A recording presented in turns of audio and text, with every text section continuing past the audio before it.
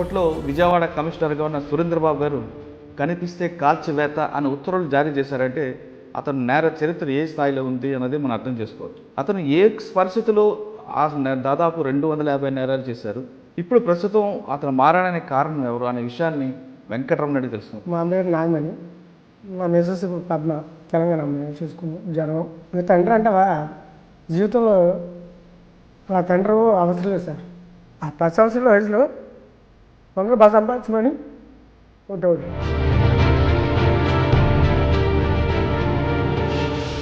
మీ నాన్నగారు 100 రూపాయలు తెమ్మని బాగా కొట్టడంతో సేలం సెట్ వెంకటరమణ దొంగగా మారాయని చెప్తున్నాను. ఇంగ్లీష్ రకాల అన్నం తిన్నా, కాగితాలు కూడా వేరాను. నేను చేయని పనే లేదు. మురికి నీళ్ళు ఎస్కేప్లో మురికి నీళ్ళు దాకా శ్మశానంలో పనుకున్నాను.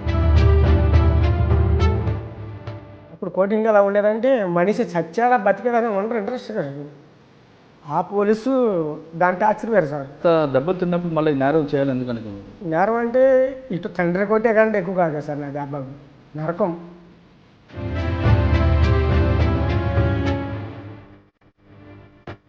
సెన్సేన్ ఆ సెంటర్ జైలు ఎలా ఉంటుందంటే ఎస్సీ గారికి ఎంతో 10,000 అంతా ఇచ్చారు. లేట్ వేసేయండి ఆయన్ని చంపేయండి అనేసి తీసుకెళ్ళి రైలు పట్టాల మీద బండ్లో పెట్టారు.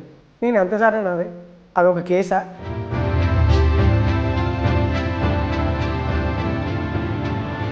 ఇరవై 25 సంవత్సరాల నుండి జైలుకి తిరుగుతాం కానీ ఏం చేస్తాం కానీ ఎవరైనా కొడతాం కానీ ఎవరైనా కోస్తాం కానీ ఎవరి మీద యాసిడ్ పోస్తాం కానీ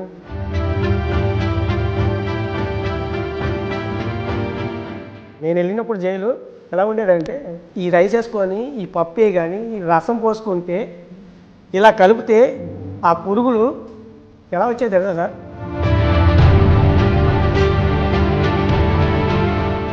సార్ అంటే చాలు గంజపట్లో వచ్చేది, సాయంత్రం పాట వచ్చేది. డేహెచ్పి చేస్తున్నప్పుడు తాళాలు ఏ విధంగా బ్రేక్ చేస్తావు? అంటే తాళం వేసిన ఇంటనే ఎంచుకుంటావు అంటే ముందు రెక్కీ చేస్తావు లేదా ఆటోమేటిక్గా కొట్టుకుంటూ వెళ్ళిపోతావు? ఏమో సార్, ఒక క్వార్టర్ తాగుతాను, ఇది ఒక రౌండ్ వేస్తానంటే రెండో రౌండ్లో కొట్టేస్తానంతే. ఎలాంటి బ్రేక్ అయినా కూడా. అంటే దొంగతనం చేస్తున్నప్పుడు ఒక్కసారి మనసు బాధ అనిపించదు, ఇది ఎంతో కష్టపడి కొనుక్కున్నారు కదా సార్. నా తండ్రి నన్ను కొట్టేటప్పుడు పోలీసు వాళ్ళు కొట్టేటప్పుడు నాకు బాధ అనిపించదు కదా. నువ్వు కష్టపడింది కాదు కదా, దొంగతనం చేసుకొచ్చింది కదా. దొంగతనం అంటే అంత ఈజీ కాదు సార్. ఎవరైనా వచ్చేయమని నా తోటి నేరస్తులు ఉన్నారు, నాలాగా ఒక్కసారి చర్చిపి మనల్ని.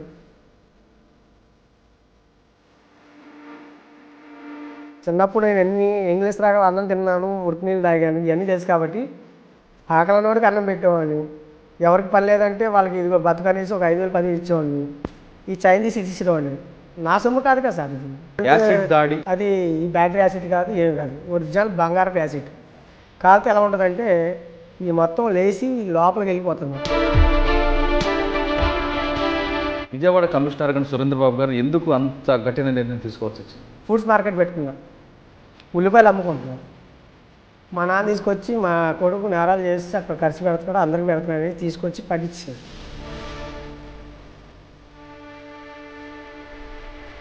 నేను అప్పుడే అన్నాను, సార్ నా జీవితం ఖరాబ్ చేస్తున్నారు మీరు, నేను పెళ్లి చేసుకుందాం అనుకుంటున్నా, నన్ను మీరు వదిలితే నేను మంచిగా బతుకుతాను, వదిలేండి సార్ అన్న. ఎవరా సవాల్ చేసి కొంతమంది దొరికిన వాళ్ళు కొట్టేవాడిని. యాసిడ్ ఉండేది కదా, పరిగెట్టేవాళ్ళు. ఎప్పుడు యాసిడ్ ఎనీ టైం కత్తి అయితే పెట్టుకున్నాను కదా సార్, తక్కువ కత్తి, బ్లేడ్స్ వాళ్ళు నాకు మనిషికి వస్తాయి.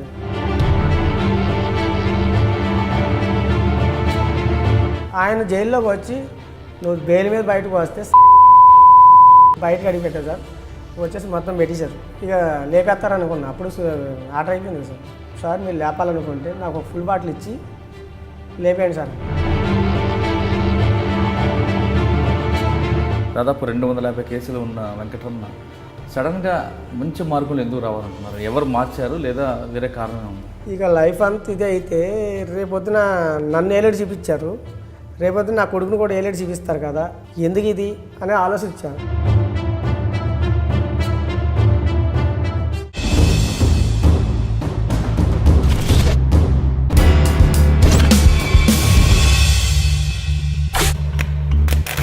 Welcome to crime confession. చెడు స్నేహంతోనో పరిస్థితుల ప్రభావంతోనో కుటుంబ ఆర్థిక పరిస్థితి బాగోలేక లేదా వేరే కారణాల చేత నేరాల బాట పట్టి జైలుకి వెళ్ళిన తర్వాత వాళ్ళ మార్పు వచ్చి తిరిగి జనజీవన స్రవంతిలో కలిసిన వ్యక్తులను పరిచయం చేసే ఈ కార్యక్రమంలో ఈ వారం మన గెస్ట్ శీలంశెట్టి వెంకటరమణ.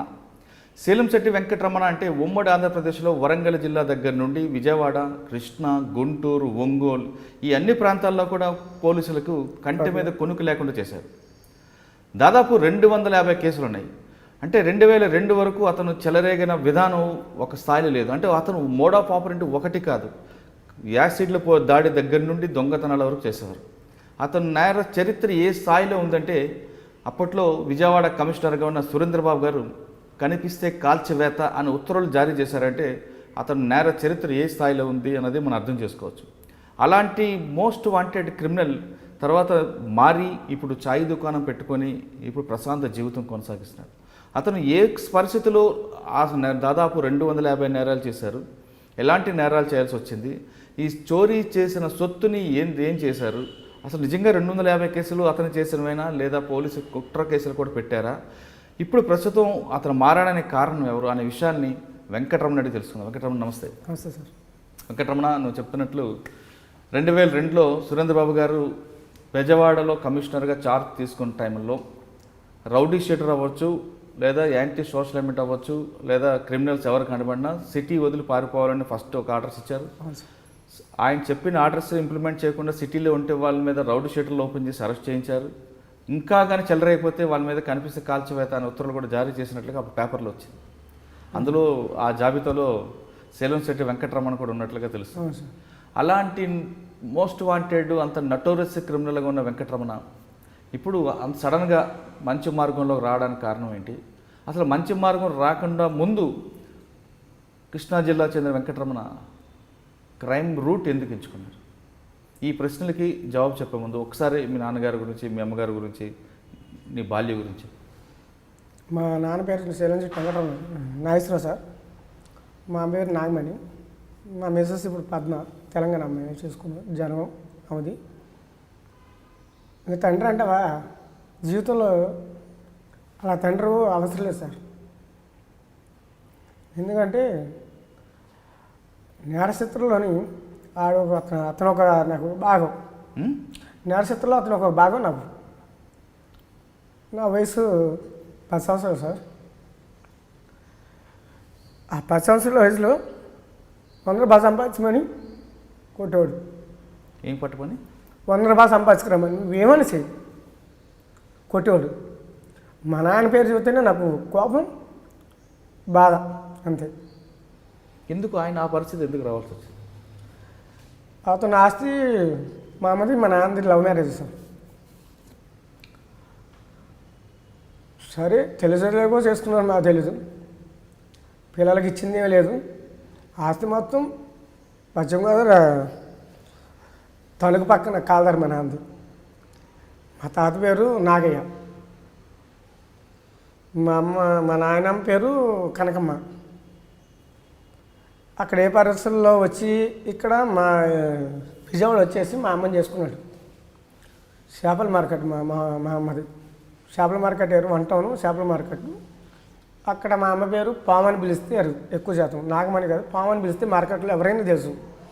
ఇప్పుడు ప్రజెంట్ ఉన్నాడో లేదో తెలియదు కానీ రమణ ఆయన పేరు, కమ్యూనిస్ట్ పార్టీ ప్రెసిడెంట్ ఒక 15 సంవత్సరాలు 20 సంవత్సరాల కింద. సరే 15 సంవత్సరాల కిందట నేను అన్నీ మానుకున్నాం అన్నట్టుగా వెళ్ళి ఒకసారి బంధువులు పలకరిద్దామని వెళ్తే వచ్చింది ఆయనే. మా అమ్మ ఒకసారి చూపించింది, వచ్చింది ఆయనే. ఆయన ఏమన్నాడంటే నేను మీ మావయ్యని కాదు, మీ మావయ్య నా పేరు మీ మావయ్య పేరు ఒకటే అని చెప్పొచ్చాడు. సరే ఏదో ఇక నమ్మి ఏం చేస్తాం అక్కడ, మనం ఏం చేయలేదు. నేను ఒక నేరస్తుని, నేను నేరస్తుగా ఉన్నాను కాబట్టి వాళ్ళని ఎదిరించలేదు. మీ నాన్నగారు ₹100 తెమ్మని బాగా కొట్టడంతో శీలంశెట్టి వెంకటరమణ దొంగగా మారాయని చెప్తున్నాను. అవును సార్. అంటే ఫస్ట్ నేరం ఎక్కడ చేసుకోవచ్చు, ఎవరితో చూస్తే నేర్చుకున్నాం? చిల్లరగా అప్పుడు ఏం చేసింది సార్, కాపరు కాపర్ చేసేవాడిని. చేస్తూ నాకు 4 చెల్లెలు సార్. 4 2 తమ్ముళ్ళు చనిపోయారు, చిన్నప్పుడే చనిపోయారు పుట్టగానే. వాళ్ళని పట్టించుకునేవాడుగా మమ్మల్ని పట్టించుకున్నాడు. ఏదో జీవితం సాగిపోయింది. ఇక ఏం చేయాలో పారిపోవాలో తెలుస్తలేదు, ఏం చేయాలో తెలుసు. నేను పారిపోతాక కూడా నాకు అవకాశం జ్ఞానోదయం లేదు నాకు పారిపోతాక అప్పటికి. ఎప్పుడు చూడు నువ్వు 100 తీసుకొచ్చినా కొడతాడు, 200 తీసుకొచ్చినా కొడతాడు ఆ టైంలో. ఎప్పుడు సార్ అది 85లోనో 85లో తీసుకొస్తే సరే అనేసి అలాగా భరించి 90 వరకు భరించుకుంటూ వచ్చా. 83 వరకు భరించుకుంటూ వచ్చా. విజయవాడ పారిపోయి వచ్చా.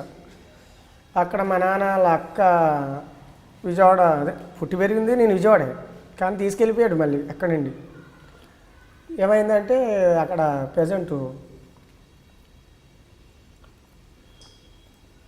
తీసుకెళ్ళిన తర్వాత పారిపోయి వచ్చాను. అక్కడ మా అక్క వాళ్ళ మా నాన్న వాళ్ళ అమ్మ అదే అక్కలు వీళ్ళంతా అక్కడ ఉన్నారు అన్నమాట, బంధువులు మొత్తం తోటలు అక్కడ ఉండడం వల్ల వెళ్తే వాళ్ళు కూడా షెల్టర్ ఇచ్చారు. షెల్టర్ ఇస్తే పారిపోయి వచ్చాడు అనేది. వాళ్ళ దగ్గర ఉన్నా కూడా నేను అన్నం తినాలన్నా డబ్బులు సంపాదించుకురావాలి వాళ్ళకాడికి, వాళ్ళు పెట్టేది లేదు నాకు. వెళ్ళేవాడిని, ఇంగ్లీష్ రకాల అన్నం తిన్నా, కాగితాలు కూడా ఏరాను. నేను చేయని పనే లేదు. మురికి నీళ్ళు ఎస్కేప్లో మురికి నీళ్ళు తాగా, శ్మశానంలో పనుకున్నా. 10 చోట తిరిగి పోలీసుల పని. అలా క్రైమ్లోని పెరుక్కుంటూ స్టేషన్కి వెళ్తాం, కొడతాం. అప్పుడు కోటింగ్ ఎలా ఉండేదంటే మనిషి చచ్చాడా బతికాడా అని ఉండరు ఇంట్రెస్ట్ కదా. ఆ పోలీసు దాని టార్చర్ వేరు సార్. దాని టార్చర్ ఎలా ఉంటుందంటే ఇప్పుడు పోలీసు ఏమో సార్ ఒక లెక్కల్లో కొడుతున్నారు మనిషిని. ఇది కాళ్ళు, మోకాళ్ళు, ఈ చేతులు, లేకపోతే ఇక్కడ అక్కడ అనేది ఒక లెక్కల్లో ఉంటుంది కోటింగ్. అదేంటంటే ఇప్పుడు కనపడదు, తర్వాత కనపడుతుంది. కానీ వాళ్ళు ఇచ్చే కోటింగు అప్పుడుకి చచ్చిపోవాలా బతకాలా అనేది తెలియదు. ఆ విధంగా ఉండేది సార్ కోటింగ్. మరి అంత దెబ్బలు తిన్నప్పుడు మళ్ళీ నేరం చేయాలి ఎందుకు అనుకున్నారు? నేరం అంటే ఇటు తండ్రి కొట్టే కంటే ఎక్కువ కాదు కదా సార్ నాది అబ్బాయి. నరకం ఆడితో అలవాటు అయిపోయింది. పారిపోయి వచ్చిన తర్వాత నడిచిన కుర్రలు దొరికారు. ఇక ఉంటారు సార్ తిరిగే వాళ్ళు అంతా. తిరుగుతూ ఇలాగే చిల్లరగా తీసుకెళ్తాం పోలీసు వాళ్ళు. చేయకపోయినా తీసుకెళ్ళేవాళ్ళు, చేసినా తీసుకెళ్ళేవాళ్ళు. తీసుకెళ్ళి కనీసం మనిషిలా చూసేవాళ్ళు కదా వాళ్ళు. విజయవాడ పోలీస్ అంటే అక్కడ పోలీసుని నేను ఎక్కడ చూడలేదు సార్. నేను ఎలా చెబుతున్నాను, నేను నా పిల్లల మీద కొట్టేసిన మారను. అది పోలీస్ డిపార్ట్మెంట్ కొంతమంది తెలుసు. నా అమ్మవారి మీద కొట్టేసి చెబుతున్నాను. నేను అమ్మవారికి పూజ చేస్తే ఎక్కువ ఎన్ని టైం మీకు వచ్చేటప్పుడు కూడా దీపారాధన చేసుకుని వచ్చాను. నన్ను పట్టుకునేటప్పుడు కూడా నా ఇంట్లో పోలీసు వాళ్ళు ప్రతిది కూడా నా ఇంట్లో దీపారాధన చూస్తారు. ఆ పూజ ఎలా చేస్తారని చూస్తారు. వాళ్ళు హింసించే హింసకి మరిగా నేరస్తుడు మారేస్తారు విజయవాడ పోలీసులు. ఇదే సిచ్యువేషను విజయవాడలో ఉంటే ఈ పాటగా ఇంకో 4 సార్లు నేరాలు చేసి మళ్ళీ 4 సార్లు జైలుకి వచ్చేవాడిని. అంటే అంత క్రూరంగా ఎందుకు వాళ్ళు ఉంటారు? క్రూరంగా ఏముంది సార్, వాళ్ళలో డబ్బు కావాలి. దొరికేవాడు కేసులు వదిలేస్తారు, దొరకనోడిమే కేసులు కావాలి. ఎన్నిసార్లు ఒక ఇనప మొక్కలు ఎప్పటికైనా అండి వాడు ఇనప మొక్కలు చెప్తున్నాడంటే ఇనప మొక్కలు ఎంత ఉంటాయి సార్ కాస్ట్లు? ఉన్న మొక్కలు 100 కేజీలు 200 కేజీలు పోను 1000 కేజీలు వేసుకోండి. 1000 కేజీలు రికవరీ ఎంత ఉంటుంది సార్ కాస్ట్? అంటే వాడు ఒరిజినల్ కాస్ట్ వేసుకున్న 40,000 ఉంటుందేమో. అది తీసి పక్క పెట్టి బంగారం కింద ఫోర్ట్ ఇచ్చి 2 లక్షలు 3 లక్షలు ఇల్లు అమ్మి ఇచ్చేస్తున్నారు ఇప్పుడు కూడా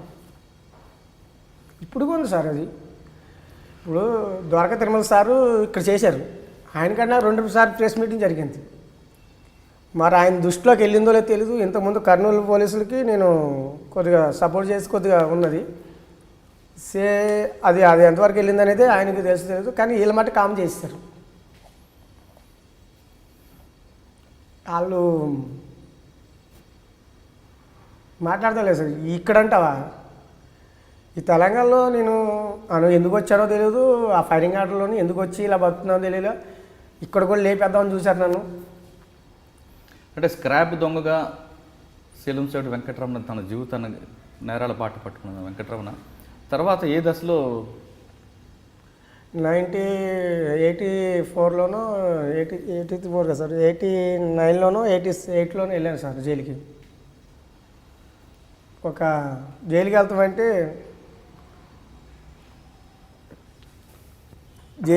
మామూలు విషయం కాదు సార్ అప్పుడులోని.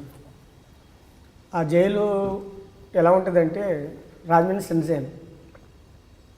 ఆ సెంట్రల్ జైలు ఎలా ఉంటుందంటే ఆ గోడ చూస్తేనే ముచ్చిపోయాలన్నమాట. బయట ఈ సలబేళ్ళు ఇవన్నీ వరంగల్ ఇవన్నీ ఎండుతో తుడిచిపెట్టాడు అది పక్కకి. ఆ జైలు ఒక డిఫరెన్స్గా ఉంటుంది. కానీ ఆ టైంలోనే నన్ను మీసం రాలా ఏం రాలా. కానీ మేస్టర్ దగ్గర ఏం చేయాలి నన్ను, వాళ్ళు కూడా నా మీద కేసు పెడతాక కారణం ఏంటంటే ఈ మాట్లాడితే పట్టుకెళ్తున్నారు. పట్టుకెళ్ళి ఈ ఉంటాయి కదా సార్ లాకప్లు వేస్తాం, వాళ్ళ మీద చెప్పమని వీళ్ళే చెప్పిస్తారు. విజయవాడ పోలీసుల్లో కొంతమంది ఉన్నారు, ఇప్పుడు నడుస్తుంది అది. ఈనప కుట్ల మీద చెప్తాం వల్ల వీళ్ళు పగబట్టేసి నన్ను చంపేయమన్నారు కూడా. అప్పటికి సిఏకి ఎస్సీ గారికి ఎంతో 10,000 అంతా ఇచ్చారు, లేపేసేయండి ఆయన్ని చంపేయండి అనేసి. తీసుకెళ్ళి రైలు పట్టాల మీద పడుకోబెట్టారు. నేను ఎంత సరే నాది అదొక కేసా ఆ టైంలో ఆలోచించాను అన్నమాట మైండ్లో. ఇంత దానికి కూడా నన్ను ఇలా చేస్తారా అని మైండ్లో పెరిగింది నాకు. సరే ఆయన పట్టిమంటారు వీళ్ళు పట్టిమంటారు, ఏదో దోస్తులను పట్టించేసాను. అందులో ఒక దోస్తు నన్ను అరెస్ట్ చేసి రాజమండ్రి సెన్సిల్ పంపించారు. పంపించిన తర్వాత ఏమైందంటే జైలుకి వెళ్ళకూడదు సామాన్యంగా. జైలుకి వెళ్ళిన రోడ్డు బయటకు వచ్చాడంటే ఎవ్వడం మాట్లాడు. అది మెయిన్ తెలుసుకోవాల్సిన డిపార్ట్మెంట్కి అది. ఏదో చిన్న కేసు కదా వీడిని బొక్కలో దోచేద్దాం అనుకుంటాడు.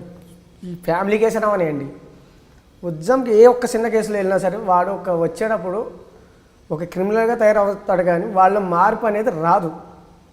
నేను చెప్పేది నేను అనిపించిన అనుభవంలో ఎవరు కూడా అనిపించాలో తెలియదు. నాకు దగ్గర 25 సంవత్సరాలు అనుభవం సార్. నాకు 25 సంవత్సరాల నుండి జైలుకి తిరుగుతాం కానీ ఏం చేస్తాం కానీ, ఎవరైనా కొడతాం కానీ, ఎవరైనా కోస్తాం కానీ, ఎవరి మీద యాసిడ్ పోస్తాం కానీ,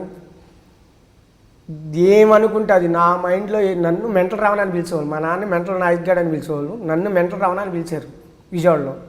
ఇప్పుడు పిలుస్తారు మెంటల్ నా కొడుకు అనేసి. కానీ అది కాదు ముఖ్యం. కానీ వీళ్ళు చేసే పనులు కనపడవు, కానీ పక్కన మీద నొట్టేటట్టుగా ఉంటుంది మాట అది డిపార్ట్మెంట్.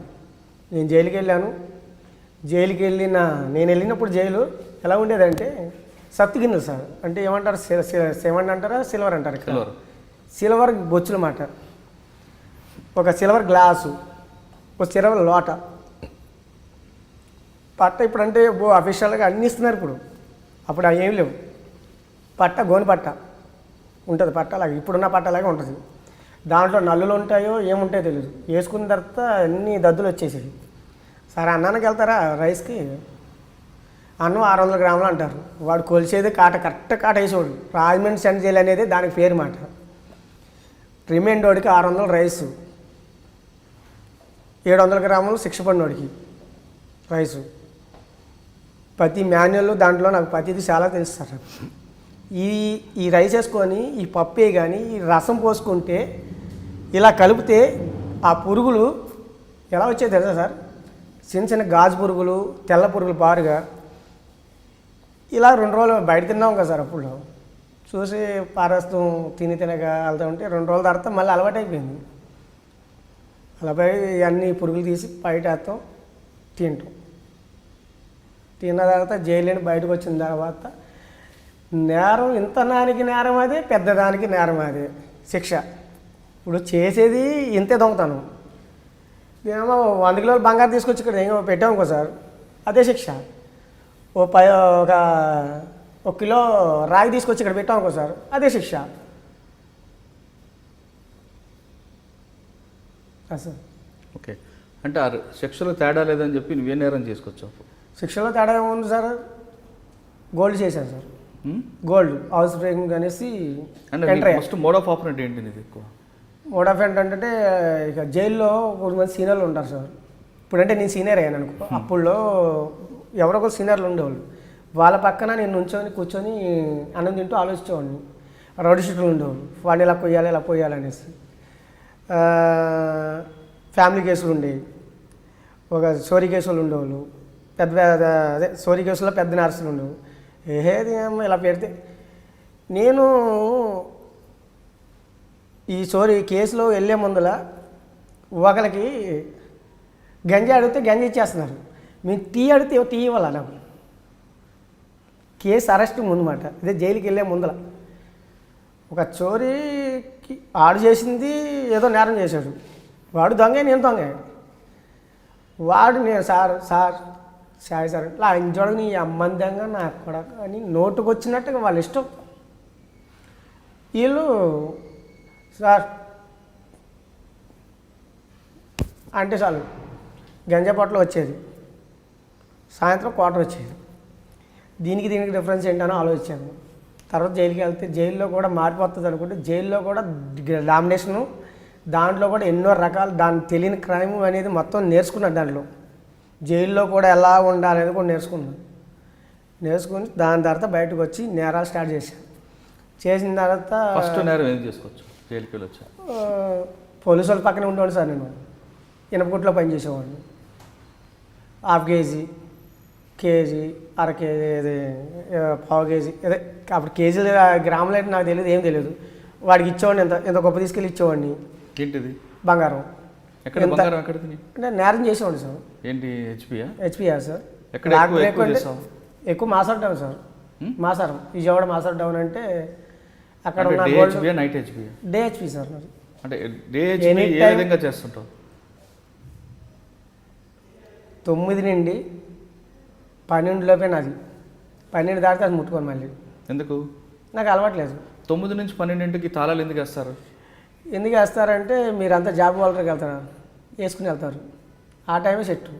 మీరు వేసుకునేది ఎన్నింటికి వెళ్తారు సార్? ఇప్పుడు మీరు జాబ్ ఇప్పుడు ఎగ్జాంపుల్గా మీరు తాళం ఎన్నింటికి వేసి వచ్చి ఉంటారు ఇంటికి? 9 గంటలకి.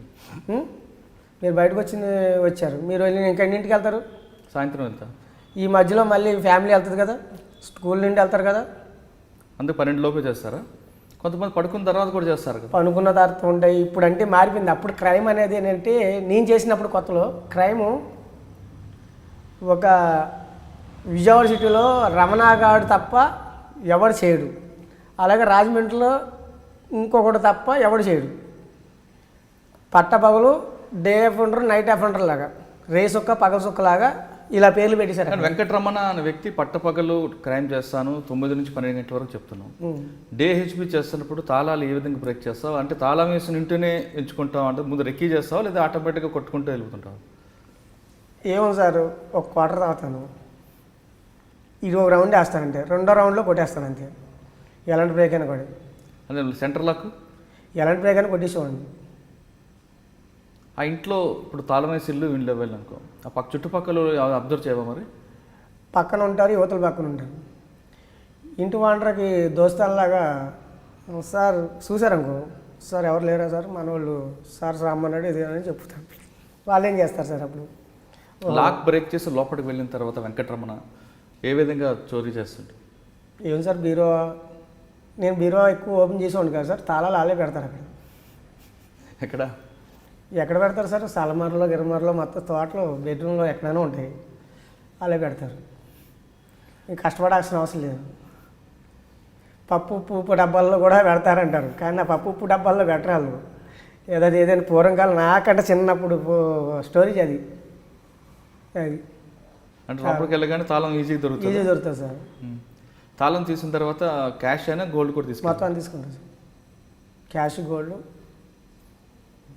అంటే దొంగతనం చేస్తున్నప్పుడు ఒక్కసారి మనసు బాధ అనిపించదు, వీళ్ళు ఎంతో కష్టపడి కొనుక్కున్నారు కదా సార్. నా తండ్రి నన్ను కొట్టేటప్పుడు, పోలీసు వాళ్ళు నన్ను కొట్టేటప్పుడు నాకు బాధ అనిపించదా సార్? నువ్వు కష్టపడింది కాదు కదా, దొంగతనం చేసుకొచ్చిందే కదా. దొంగతనం అంటే అంత ఈజీ కాదు సార్. ఎవరైనా వచ్చి చేయమనండి, నా తోటి నేరస్తులు ఉన్నారు, నాలాగా ఒక్కసారి చచ్చిపోయమనండి. అందుకే వాళ్ళకి నాకు డిఫరెన్స్. ఎక్కువ మాచవరం పోలీస్ స్టేషన్లో ఎక్కువ సొత్తు ఎక్కడ దొరికింది? మాచవరం సార్, అంతా సౌండ్ పార్టీస్, అంతా కమ్మస్ రెడ్డిస్. అందుకే ఆ ప్రాంతం ఎంచుకున్నావా? అంటే ఆ ప్రాంతమే కాదు సార్, చాలా చోట్ల ఉన్నాయి, కానీ కేజీలు దొరకాలంటే ఆ ఏరియా దొరికేది నాకు. ఆ బంగారం రికవరీ ఎవరికి ఇచ్చేవాడు? ఏమో సార్ ఆ బంగారం అమ్మక ముందే పట్టేసుకునేవాళ్ళు. కాకపోతే ఏంటంటే క్యాష్ ఉంటుంది కదా, క్యాష్ ఖర్చు అయిపోయినా పట్టుకునేవాళ్ళు మా ఆయన. అది కూడా నేను నా సొంతం ఖర్చు పెట్టేవాళ్ళు కాదు. చాలామందికి ఆకలి నా బాధ తెలుసు కదా సార్. నాకు చిన్నప్పుడు నేను ఎన్ని ఇంగ్లీష్ రాగల అన్నం తిన్నాను, మురికి నీళ్ళు తాగాను, ఇవన్నీ తెలుసు కాబట్టి ఆకలినోడికి అన్నం పెట్టేవాడిని. ఎవరికి పని లేదంటే వాళ్ళకి ఇదిగో బతుకనేసి ఒక 5,000 10,000 ఇచ్చేవాడిని. ఈ చైన్ తీసి ఇచ్చేవాడిని. నా సొమ్ము కాదు కదా సార్ ఇది. ఈ సొమ్ము మీద పంచవు. నా సొమ్ము అంటే ఇప్పుడు కష్టపడుతున్నాను. ఈ కష్టం అంటే నాకు తెలిసింది. ఇప్పుడు కష్టంలో కూడా నేను నా చూసింది ఏమైనా అన్నం ఒక పూట ఒక్కరికైతే పెట్టగలను. అప్పుడంటే 20 మంది కాదు 100 మందికైనా పెట్టే శక్తి ఉంది నాకు అప్పుడు. ఎందుకు? డబ్బు వాళ్ళది కాబట్టి.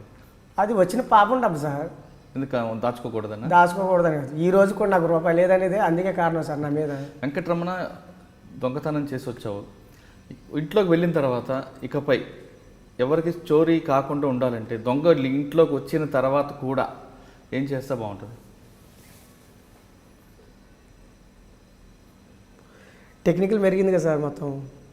అంటే టెక్నికల్గా చాలా పెరిగినాయి, కానీ చాలా జాగ్రత్త తీసుకోవచ్చు. కాకపోతే ఏంటంటే లాకులు వాళ్ళు ఏంటంటే వాళ్ళకి బరువు ఎక్కువ, తాళాలు లేడీస్కి బరువు ఎక్కువ. ఆ ఎండి తాళాలైనా సరే ఏయనవని, లేడీస్కి తాళాలంటే బరువు ఎక్కువ. ఎందుకు? తాళాలు వాళ్ళు నడుగు పెట్టుకొని తిరుగుతారు. నెక్స్ట్ బీరువా కూడా కొంత స్ట్రాంగ్గా ఉండాలి. దానికి ఏదైనా సైలెన్సర్ మోగేటట్టుగా వచ్చినాయి కదా, అవి పెట్టండి. నెక్స్ట్ సీసీ కెమెరాలు వచ్చినాయి.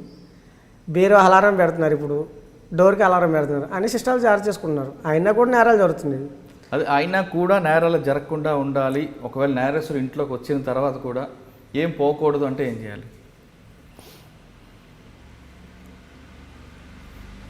ఎందుకంటే మానేసావు కాబట్టి చెప్పడానికి తప్పేం లేదు సార్. నాకే అలాంటి ఆలోచన ఉంటే నేను ఇప్పటి వరకు ఈ కూడా చెప్పేవాడిని కాదు కదా సార్. నా మైండ్లో ఇలాంటివి లేవు. ఇంతవరకు నా మీద పిట్టి కేసు కూడా లేదు. ఇకపై జరగకుండా ఉండాలంటే వాళ్ళు జాగ్రత్తలు చాలా తీసుకోవాలి సార్. వాళ్ళ ఇంట్లో బంగారం బీరువాలో పెట్టు, అక్కడ బ్యాంకులో పెట్టక్కర్లా, ఇంట్లో పెట్టుకుని వెళ్ళొచ్చు, కానీ చాలా జాగ్రత్తలు తీసుకోవాలి. అదే ఆ జాగ్రత్త. ప్రతి పని మనిషిని కూడా నమ్మకూడదు. నీ ఇంట్లో వాళ్ళు నేను నమ్మకూడదు. ముందు ఇప్పుడు నేను డ్రింకర్ని సార్, మీరు తాగరు, ఏమవుతుంది? ఇప్పుడు నేను మందు తాగుతున్నాను, నాకు డబ్బులు అవసరం, మీరు తాగరు కాబట్టి డబ్బులు అవసరం లేదు. అప్పుడు మన ఇద్దరి మధ్యలో ఆమె ఎక్కడ ఏం పెడుతుందో మన ఇద్దరికి తెలుసు. అప్పుడు మన ఇంట్లో దొంగలు ఉంచుకొని బయట వాళ్ళు అనక్కర్లేదు. పని మనిషి పని బయటికి వెళ్ళే ఉండాలి. వాళ్ళ వల్ల కొంత ఇన్ఫర్మేషన్ బయటకు వెళ్తుంది. ఏంటి రెండోది, నేను ఎవరినైనా తయారు చేయవచ్చు. అది కాబట్టి మాచవరంలో మాసరే కదా సార్, చాలా చోట్ల ఉన్నాయి. కానీ సరే, హెచ్బి అఫెండర్ కాకుండా ఇంకా వేరే క్రైమ్ కూడా కనిపిస్తుంది రికార్డులో. క్రైమ్ అంటే యాసిడ్ దాడి అన్నది. యాసిడ్ అంటే ఇంపార్మర్ చేసేవాళ్ళు సార్ నా మీద కుర్రోళ్ళు.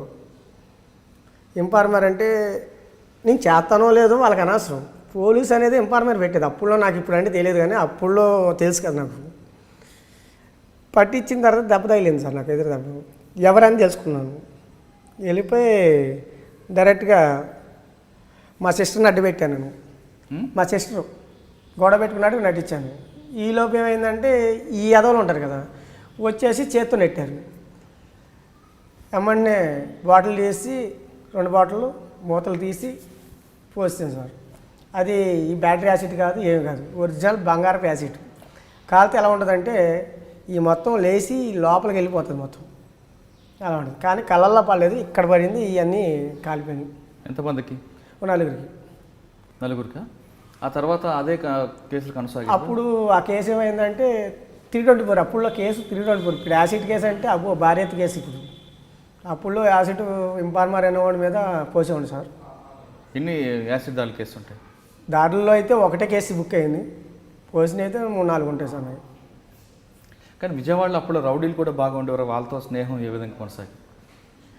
విజయవాడ రౌడీ షీటర్లు అంటే అందరికీ నేను తెలుసు సార్, అలాగా నాకు వాళ్ళు తెలుసు. దోస్తాను విజయవాడ జైలు నుండి పరిచయాలు. ప్రతి ఒక్కరు నాకు ఎక్కువ రంగా గారు అంటే ఇష్టం. నేను కాపే, ఆయన కాపే. ఏంటి కానీ రంగా గారు ఎప్పుడు కూడా ఇలాంటి రౌడీ షీటర్లు ప్రోత్సహించడం అనేది రికార్డులో లేదు. ప్రోత్సహించేదని లేదు కానీ సార్, అది ఇప్పుడు మీరే ఎగ్జాంపుల్ మీరే ఒక వ్యక్తి అనుకోండి సార్, మీ పేరు చెప్పుకొని 10 మాత్రం మేము బతుకుతాం సార్. అది కానీ వాస్తవంగా రంగా గారు అటువంటి వాళ్ళని దూరంగా పెట్టేవారు కదా. పెడతారు సార్. ఆయన ఏంటంటే ఆయన ఎత్తికత్వంగా ఏంటంటే నాకు తెలిసిన వరకు మా నాన్న కూడా ఆయన పార్టీయే. ఒక రత్నకుమార్ వాళ్ళే ఆయనకి బ్యాడ్ వచ్చింది ఏంటి. రంగా గారు అనేది ఒక ఆయన ఈరోజు ఉంటే సీఎం ఎప్పుడు అయిపోయేవాడు, నెక్స్ట్ అక్కడ నుంచున్నాడు.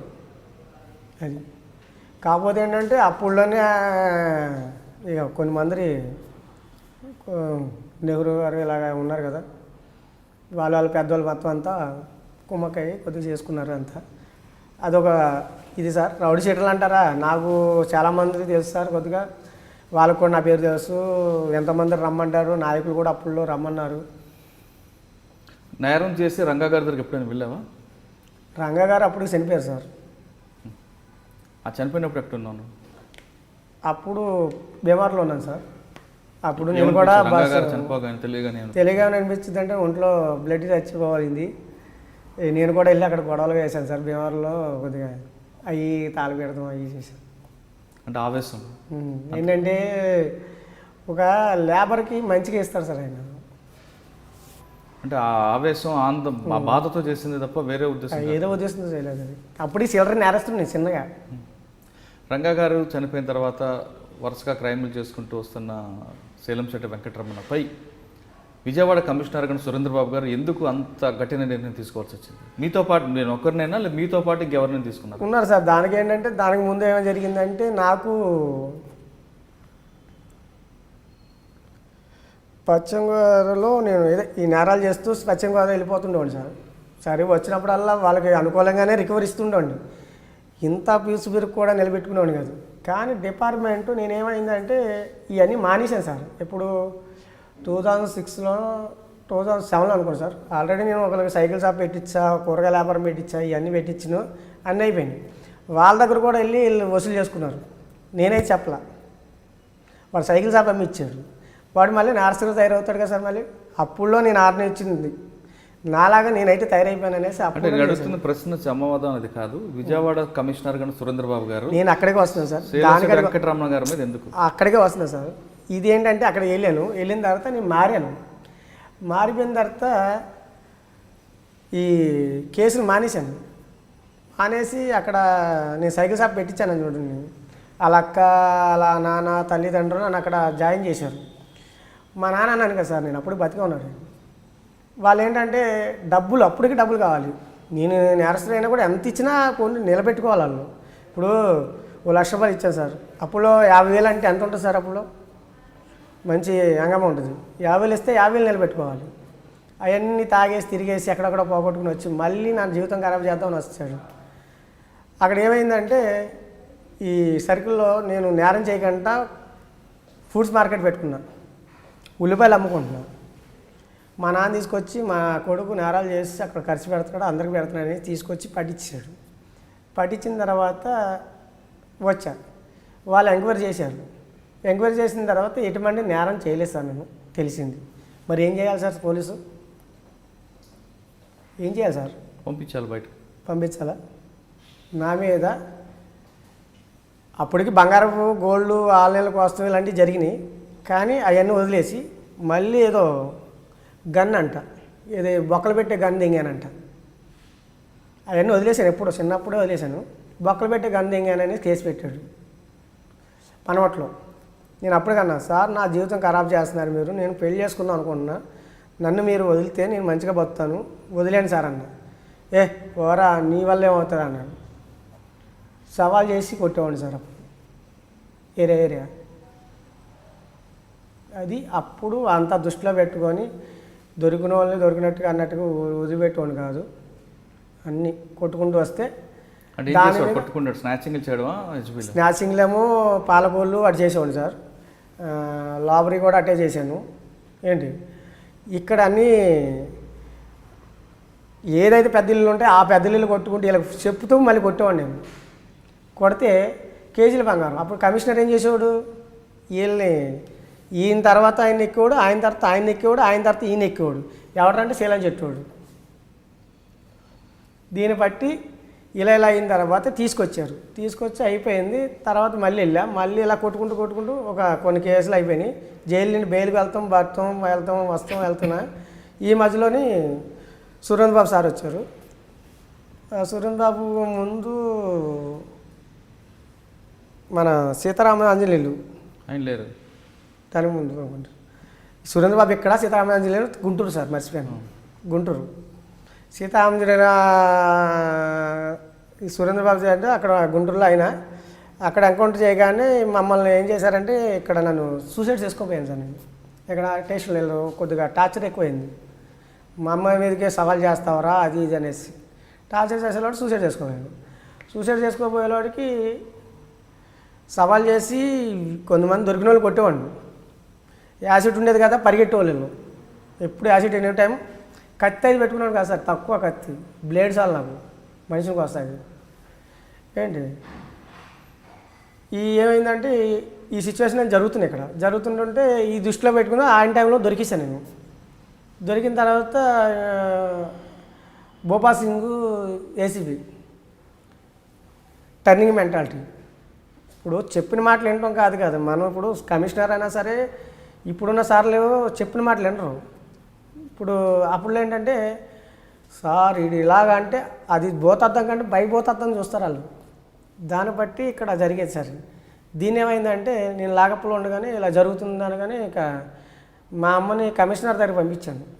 సార్ ఆయన ఇలా చేసాడు సార్, ఇలా అయినా కూడా ఏదో వేరే విధంగా టార్చర్ చేస్తున్నారు ఇలా సార్ అనేసి మాట్లాడితే పంపిస్తే పంపించాను కమిషనర్. ఆయన ఏమన్నాడు, ఇవన్నీ తర్వాత చూద్దాం పంపించండి అన్నాడు మా అమ్మని.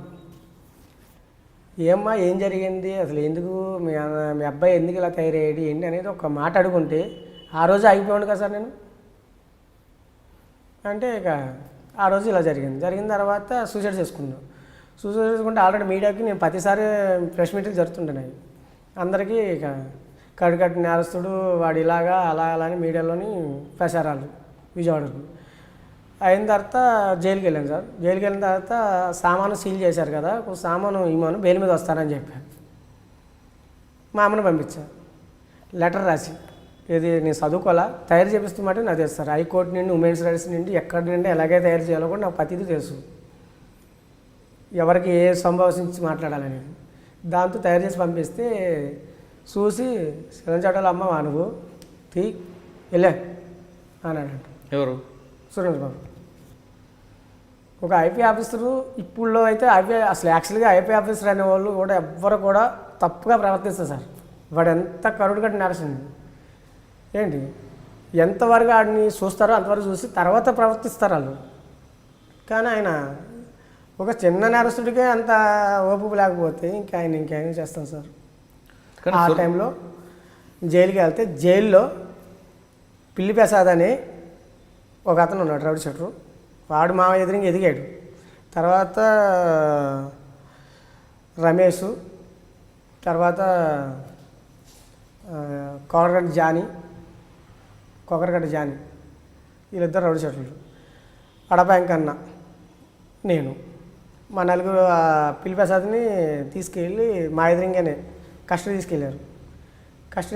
కస్టడీ నుండి జంప్ అయిపోయారని టీవీలో రోలింగ్ చూపిస్తున్నారు. అప్పుడు సిటీ కేబుల్ సార్ చూపిస్తుంటే రోలింగ్ చూపిస్తుంటే సర్లే అనుకున్నాం, మాకెందుకులే అనుకున్నాం. ఆల్రెడీ దానికి ముందు వచ్చి అందరికి వార్నింగ్ ఇచ్చేళ్ళాడు. ఒక జైల్లోకి ఆయన వచ్చి వార్నింగ్ ఇచ్చాడంటే జైలు డిపార్ట్మెంట్ ఏంటి అనుకోవాలి, వీళ్ళేమనుకోవాలి. ఇప్పుడు రావచ్చు పలకరించి వెళ్ళిపోవాలి. ఆయన జైల్లోకి వచ్చి నువ్వు బెయిల్ మీద బయటకు వస్తే సావు దింగుతా గేట్ బయటే. ఎవరున్నారు? సురేంద్ర బాబు నాకు ఇంకొక 7-8 మందికి అన్నాడు సార్, 10 మందికి అన్నప్పుడు ఒక ఈ డైలాగులు అవి చెప్పకూడదు. అక్కడికి వచ్చాయన ఏమనాలి, నువ్వు మారి చూపించు. ఇప్పుడు సివి ఆనంద్ సార్ ఉన్నాడు, ఆయన వేసేయాలంటే వేయలేడు సార్, అందరినీ అవకాశం బట్టి ఇస్తున్నాడు ఆయన అంతే. సారు సరే ఆ రోజు జైలు తర్వాత ఏం జరిగింది? అది జరిగిన తర్వాత ఫైరింగ్ ఆర్డర్ ఇష్యూ అయింది సార్. అయిన తర్వాత బెయిల్ మీద అనుకోకుండా నా దోస్తే పెట్టాడు బెయిల్. నేను అసలు బెయిల్ ఎవరికి ఆర్డర్ ఇవ్వాల, అనుకోకుండా దోస్తు పెట్టాడు. పెడితే నాకు అప్పుడు జైలు వాళ్ళని అడిగాను నేను, సార్ ఇది నేనైతే పెట్టలేదు సార్, మరి పరిస్థితి ఏంటి, మాకు మరి లోపల ఉంది అంటే జైలు వాళ్ళు కొద్దిగా వాళ్ళ దగ్గర పనిచేశాను కాబట్టి వాళ్ళు సరే రావునా మేమైతే ఆపేది లేదు. బెయిల్ వచ్చిన తర్వాత ఎట్టి పరిస్థితిలో ఎవరు వచ్చినా ఆపేది లేదు ఆర్డర్ తోసేసింది బయటికి. ఉంటే మా ఉంటే ఒక గంట ఉంటాడు అటు మనిషి అంతే, ఇది రిక్వెస్ట్ మీద తోసేస్తారు ఇంకా గంట తర్వాత తోసేసి. కానీ ఇంకా మా వాడు తీసుకుని వెళ్ళిపోయాడు, బండి మీద వచ్చి తీసుకెళ్ళిపోయాడు. ఈ లోపల 2 జేబులు వచ్చేసినాయి అంట, తెలిసింది అనుకుంటా. వచ్చేసినాయంట, వాళ్ళని మెమోలు ఇచ్చాడంట సారు. మెమోలు వస్తే నేనేం చేశాను, మా వాడి దగ్గర 5,000 తీసుకొని పశ్చిమ గోదావరికి వెళ్ళి కాముగా ఒక చోట ఉన్నా. ఈలోపు మా అమ్మ ఏం చేసింది, లాయర్లు అప్పటికే సురేంద్రబాబు మీద కొద్దిగా రిజల్ట్స్ ఏదో అంటారు కదా సార్, దాని మీద పగతో ఉన్నారు. ఉంటే దాన్ని ఏమైందంటే మా అమ్మది కలిసి నీ కొడుకుని చంపేశారని, నా కొడుకుని చంపేశారనేసి హైకోర్టులో పిటిషన్ వేసింది. ఏమి పిటిషన్ వేసింది, ఆయన కూడా ఒకసారి కోర్టుకు వచ్చాడంట. వచ్చిన తర్వాత వెళ్ళిన తర్వాత నాది మార్వేషాలు అనేది అన్ని విషయాలుగా అంటే గుండె లేకంట ఇలా అని సిబిసి ఫోటోలు మన మాసర్ డౌన్ ఎక్కడ తిరుగుతానో అన్ని చోట్ల వేసి 10,000 అనేసి ఫైజ్ అనేసి ఇచ్చాడంట. నాకు తెలియదు, మామూలుగా చెప్పారు మన వాళ్ళు. నేను లేను కదా సార్ అక్కడ, ఎందుకంటే యాక్చువల్గా నేను లేను కాబట్టి నాకు తెలియదు. మొత్తం అందరూ చెప్తే విన్నాను. చెప్పిన తర్వాత అయిపోయింది. ఒక 6 months తర్వాత ఒక అతనికి కూరగాయలు పెట్టించాను ఎఫెండర్కే. అన్నా నేను పారిపోయాను అన్న విజయవాడ నుండి, పారిపోస్తానంటే నీతో వస్తానన్నా అంటే, ఒరే మా జీవితం ఖరాబ్ అయింది, నువ్వు వచ్చి ఏం చేస్తావు అనేసి కూరగాయల వ్యాపారం పెట్టించేసాను. వాడు ఏం చేశాడో తెలియదు, ఓ 4 రోజులు కూరగాయలు అమ్ముకున్నాడు. వాడి బట్టలు లేవంటే నా బట్టలే తీసుకెళ్ళి ఇచ్చా. 5వ రోజు 6వ రోజు అది కనబడతలా. సర్లే పోతే ఎటో పోయి ఉంటాడులే, ఏం చేస్తాం అనుకుంటే వారం తర్వాత స్పెషల్ టీం దిగింది సార్ అక్కడికి తణుకులో. మార్నింగ్ నేను మంది వేద్దామని పక్కన బార్ ఉంటుంది, పద్మశ్రీ థియేటర్ పక్కన మంది వేద్దాం అనేసి బారు అప్పుడు 7ంటికి తెరిచేవాళ్ళు. 7ంటికల్లా వస్తే సుమోలు పెట్టుకుని ఉంటే నేను అక్కడ పక్కన వీడియో షాప్లోకి వెళ్ళి క్యాసెట్లు ఏమన్నా చూసుకుని బయటకు అడిగి పెట్టాను సార్. వచ్చేసి మొత్తం పెట్టేశారు. పెట్టేసి చేతులు కట్ట అన్నీ లాగేసి ఎక్కిస్తారు. ఎక్కిచ్చేసిన తర్వాత ఇక లేపేస్తారనుకున్నా. అప్పుడు ఆర్డర్ అయిపోయింది కదా సార్, లేపేస్తారని నిర్ణయించుకున్నా. అవి నిర్ణయించుకున్న తర్వాత అంతేలా నా జీవితం అనుకున్నా. నేను ఒకటి అడిగాను, ఇక నాకు అప్పటికి చచ్చిపోదాం కానీ అయిపోయింది, డిసైడ్ అయిపోయింది. ఎలాగో చెప్పినా ఒకటే, చెప్పపోయినా ఒకటే. కాకపోతే ఏంటంటే నా లక్కీ అక్కడ మొత్తం పబ్లిక్లో తీసుకొచ్చారు నన్ను. పబ్లిక్ ఉంటుంది కదా సార్, పబ్లిక్లో తీసుకొచ్చారు సార్ నన్ను. తీసుకొస్తే అది ప్రెస్ పాయింట్ అయింది. రెండోది నేనేం అడుగుతున్నానంటే, ఆల్రెడీ ఫోన్ వచ్చింది వర్మ, ఇప్పుడేమో ఏసీబీ సార్, అప్పుడు ఎస్సీ అయినా. వర్మ గారికి ఫోన్ వచ్చింది. వస్తే సార్ లేపేమన్నాడు ఆయన. సార్ ఆల్రెడీ పబ్లిక్తో తీసుకొచ్చా, ఏదో ఇంగ్లీష్లో కొన్ని ట్యాగ్తో మాట్లాడాడు. వచ్చిన తర్వాత నేను ఒకటే అన్నా, సార్ నాకు మంది ఆపించాను సార్, ముందు నాకు అవసరం అన్నా. తణుకు నుండి దాటిన తర్వాత 7 కిలోమీటర్లో ఒక ఊరు ఉంది సార్, సినిమా థియేటర్ ఉంటుంది, దాని పక్కనే మందు అమ్ముతారు. అక్కడ తీసుకొచ్చి కూర్చోబెట్టి మందు ఆలే పోసి తాగిపిచ్చి అప్పుడు రియల్స్గా అడిగాను అనమాట, సార్ మీరు లేపాలనుకుంటే నాకు ఒక ఫుల్ బాటిల్ ఇచ్చి లేపేయండి సార్ అన్న. ఎందుకంటే ఆ టెన్షన్ ఉంటుంది ఇక, మందులో ఉంటాం, వాళ్ళు ఏది వేసినా కూడా మనకేం టెన్షన్ ఉంటుంది సార్. అదే అడిగా, కావాలంటే అదే మాట అడగండి అది సార్. అక్కడి నుండి తీసుకొచ్చి అండర్గ్రౌండ్ చేస్తారు, డాక్ సెల్లోనే వేసారు. అప్పుడు డాక్ సెల్ అనేసి ఒక ఎస్కార్డుది ఉంటుంది కదా, రిజర్వ్ ఎస్కార్డు ట్రైనింగ్ తీసుకునే కాడ ఒక డాక్ సెల్ అనేది ఒకటి ఉందంట. తీసుకొచ్చి అందులో పడేశారు నన్ను. పడేసిన తర్వాత ఒకరోజు చూసా, 2 రోజులు చూసా, 3 రోజులు చూసా, ఎవరు పట్టించుకుంటున్నా. ఓపీ ఏసీబీ వచ్చాడు, రత్నరాజు అనే సీఏ వచ్చాడు, అందరూ వచ్చారు. డేంజర్ క్రిమినల్స్ జాగ్రత్త అనేసి వచ్చిన నాకు ఎవరైతే ఉంటారో ఎస్కార్డ్ వాళ్ళందరూ చెప్పాడు. అక్కడ ఉన్న అన్నీ తీసేశారు, చేతికి ఇంత అదేం దొరకంట చేసి ఇక తర్వాత ఇక్కడ మళ్ళీ విడిచిపెట్టారా, జైలుకి పంపారా? జైలుకి పంపించారు సార్. అక్కడ అరెస్ట్ చేయలేదు, పశ్చిమ గోదావరి కప్ చెప్పారు. పశ్చిమ గోదావరి కప్ చెప్తే అప్పుడు 25 కేసులు వేశారు. అంటే మా సురేంద్రబాబు గారి గురించి ఒక మాట చెప్పాను. చెప్పండి సార్. సురేంద్రబాబు గారు నా మీద కాల్పులు ఆర్డర్ ఇచ్చారు. ఒకవైపు పిఎస్ఆర్ ఆంజనేయులు గారు, ఇంకోవైపు సురేంద్రబాబు గారు 2 జిల్లాల్లో తిరిగారు. అంటే ఒక నేరస్తుడు ప్రజలకు భయభ్రాంతికి గురి చేస్తున్నప్పుడు ఒక ఐపీఎస్ ఆఫీసర్గా ఆ విధంగా యాక్షన్ చేయడం తప్ప అంటే ఇప్పుడు అది ఎంతవరకు నిజం అనేది తెలుసుకోవాలి కదా సార్. ఇప్పుడు అది ఎంతవరకు నిజం నిజమా? అనేది ఇప్పుడు నువ్వు సేలంశెట్టి వెంకటరమణ ఇప్పుడు మారాడు కాబట్టి ఒక విధంగా మాట్లాడుతున్నాడు. సేలంశెట్టి వెంకటరమణ కోట వేసిన తర్వాత ఎవరి మాట వినడు. సేలంశెట్టి వెంకటరమణ బైక్ మీద బెంచ్ సర్కిల్ నుంచి ఏలూరు రోడ్డు మీదుగా తిరుగుతున్నప్పుడు స్నాచింగ్లు అవ్వచ్చు, బ్లేడ్తో ట్రావెలింగ్ చేసుకుని వెళ్ళేవాడు. అంటే అమాయక ప్రజల్ని ఆ విధంగా భయభ్రాంతులు గురి చేస్తున్న వెంకటరమణపై ఒక ఐపీఎస్ ఆఫీసర్ కానీ ఒక పోలీస్ అధికారి కానీ అంత కఠిన నిర్ణయం తీసుకోవడం అనేది తప్ప? తప్పంటే ఒకసారి అవకాశం ఇవ్వాలి కదా సార్. ఇప్పుడు ఒకసారి ఇచ్చారు, చెడగొట్టారు, వాళ్ళే పెట్టారు, వాళ్ళే భిక్ష పెట్టారు, వాళ్ళే చెడదింగారు. నేను అడిగిన క్వశ్చన్ అది కాదు. సామాన్యం మారావు కాబట్టి ఇప్పుడు నీకు అది బాధ అనిపిస్తుంది. నువ్వు సామాన్యుడిగా ఆయన చేసింది అయితే రాంగే సార్. ఇప్పుడున్న పరిస్థితుల్లో ఆయన చేసింది అయితే రాంగే సార్. నేను అడిగిన ప్రశ్న అది కాదు. ఇప్పుడున్న పరిస్థితుల్లో సేలం వెంకటరమణ ఉప్పల్ ఏరియాలో తిరుగుతున్నప్పుడు నీ మీద ఎవరైనా స్నాచింగ్లు చేసి నీ మీద దాడి చేస్తే నువ్వు మాజీ క్రిమినల్గా సామాన్య మానవుడుగా నువ్వు భయభ్రాంతికి గురి అవుతావు అవ్వవా? అవుతాను సార్. మరి అప్పుడు పోలీసులు ఏం చేయాలి? యాక్షన్ తీసుకుంటాం. తీసుకున్నప్పుడు మరి నీ వైపు నుంచి పోలీసులు యాక్షన్ తీసుకోవాలి. నీ మీద దాడి చేసిన వ్యక్తులను అరెస్ట్ చేయడం కాదు, అవసరమైతే ఎన్కౌంటర్ చేయమని కూడా ప్రశ్నించే అధికారం నీకుంది. కానీ ఒక క్రిమినల్గా నీ మీద యాక్షన్ తీసుకుంటే తప్పు అని వీళ్ళ ప్రశ్నిస్తాం. ఏముంది సార్, నేను తిరిగిన ఫైళ్ళు అలా ఉంది ఆ రోజుల్లో. రైట్, అప్పుడు కరెక్ట్ సమాధానంకి వచ్చావు. నువ్వు తిరుగుతున్న ప్రాంతం అటువంటిది, నీవు ఆ మైండ్ సెట్లో ఉన్నావు కాబట్టి నీకు నేరం అనిపించింది. అవును సార్. కానీ ప్రతి పోలీస్ ఆఫీసర్ కానీ ఒక పోలీస్ కానీ క్రిమినల్ మీద యాక్షన్ తీసుకోవాలని ఇంటెన్షన్ ఉంటుంది. వాళ్ళకి పబ్లిక్కి సేవ్ చేయాలి ఇంటెన్షనే వాళ్ళ మెయిన్ ఇంటెన్షన్. ఎందుకంటే మీరు చెప్తున్నట్లుగా పక్కన విజయవాడ, ఇటుపక్క గుంటూరు, మధ్యన కృష్ణానది, అటు తాడికొండ, అటు పిడుగురాల, గురజాల, ఇటు విజయవాడ, పడమట్లంక, కృష్ణలంక, మాచవరం, ఈ రెండు ప్రాంతాల రౌడీలు ఇక్కడ నేరం చేసి అటు పారిపోవడం, అక్కడ నేరం చేసి ఇటు రావడం. ఈ రెండు అంటే కృష్ణానదిలో ఇటువైపు ఉన్న వాళ్ళేమో నేరం చేసి గుంటూరు పారిపోయేవాళ్ళు, గుంటూరులో ఉన్న రౌడీ షెడ్యూల్ నేరం చేసి కృష్ణానదిలో షెల్టర్ తీసుకున్నారు. అంటే ఇక్కడ పోలీసులకి సంబంధం లేకుండా అక్కడ పోలీసు సంబంధం లేకుండా అటువంటి పరిస్థితుల్లో రెండు జిల్లాల ప్రజలు తీవ్ర భయభ్రాంతికి గురిపోయిన పరిస్థితి అప్పుడు. కరెక్టే సార్. 2002 వరకు కూడా. ఆ టైంలో వచ్చిన సురేంద్రబాబు గారు విజయవాడలోని, పిఎస్ఆర్ ఆంజనేయ గుంటూరులో ఇద్దరు ఉక్కుపాదం మోపారు. ఇక్కడ నేరం చేయలేదు అని కాకపోయినా అక్కడ నేరం చేసిన ఇక్కడ పట్టుకునేవారు, ఇక్కడ నేరం చేసిన అక్కడ పట్టుకున్నారు. ఆ టైంలో వాళ్ళు ఆ విధంగా నిర్ణయం తీసుకోబట్టే ఈరోజు ఆ రెండు ప్రాంతాలు ప్రశాంతంగా అనేది వాస్తవం. నీలాంటి నేరస్తులు అప్పుడులో, ఇప్పుడు కాదు, అప్పుడులో మీరు చేసే నేరాలు అన్నీ నువ్వు కావు. సేలంశెట్టి వెంకటరమణ మందు వేసుకొని ఒక 2 వీలర్ మీద బయలుదేరి స్నాపింగ్ చేసుకుని వెళ్తున్నాడంటే భయభ్రాంతికి గురయ్యారు. అది వాస్తవా కాదా?